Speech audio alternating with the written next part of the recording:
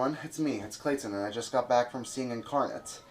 Now let's just say that WWE Studios isn't exactly the best production studio in the world, but they're capable of producing some okay movies, including a very definitive horror movie known as Oculus. And this film, Incarnate, it's basically not one of their good movies, but to be fair, it's not as bad as Knucklehead or the See No Evil movies. But let's get to the story, shall we? So Incarnate is about this doctor named Seth Ember. He's able to tap into the minds of possessed people, and he uses this to exorcise demons. His latest patient is a young boy named Cameron, who has a demon inside of him that's from his past. But that's all I can say about the story without spoiling anything. So let's get to the stuff that I liked in this movie. Aaron Eckhart does give a good performance in this movie, and even though the film's script isn't very good, it mostly has exposition with a lot of cliched lines.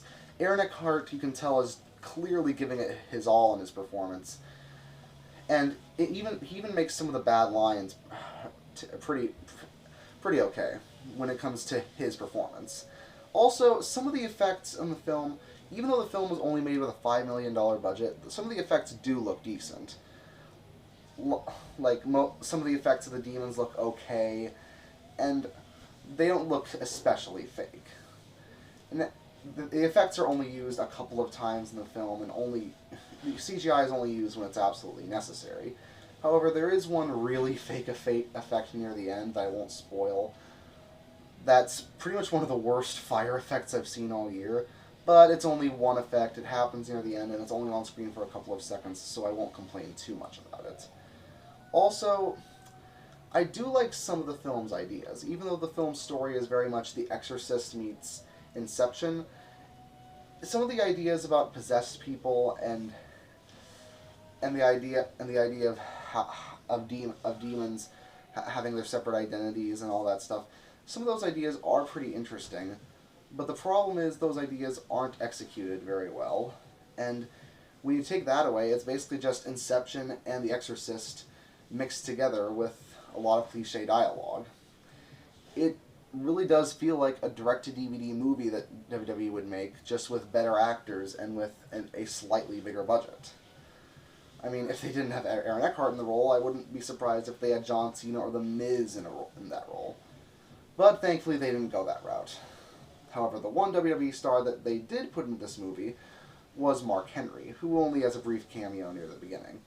To be fair, he does an okay job with his role, and since I'm a big Mark Henry fan, it was nice to see him become a little bit of a movie star. Though, honestly, he should just stick to wrestling throughout the last few years of his career. But other than that, there's not really much else to say about this movie. It's not very good, but it's not exactly a train wreck either. It's just sort of one of those mediocre films that's so okay that it's average. It's not great, it's not awful, it's just very predictable and very mediocre. So there's no real need to see this movie at all, but if you see it, it's not like you're being tortured throughout. It's far from an abomination, but there are much better movies out there, especially even better movies that WWE Studios has produced. And to be fair, this guy did direct San Andreas, so this seems to be his bread and butter. Films that are not terrible, but they're not great, and ones that I'm sure CinemaSins will love ripping into piece by piece and block by block. Plus, the film's only 87 minutes long, so if you downright hate the film, it doesn't last very long. Though, I will say that the film is a very cliched twist ending, where it tries to act like it's different from a lot of endings of other horror films, but it falls into the cliches of films like Exorcist or other possessed demon thriller stories. It's very much akin to those.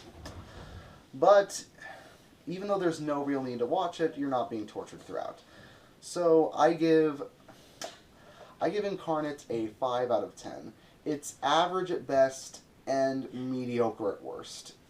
It's a mixed bag overall, and I'm glad that Aaron Eckhart's finally getting some roles, but honestly, he deserves a lot better than this. See you next time.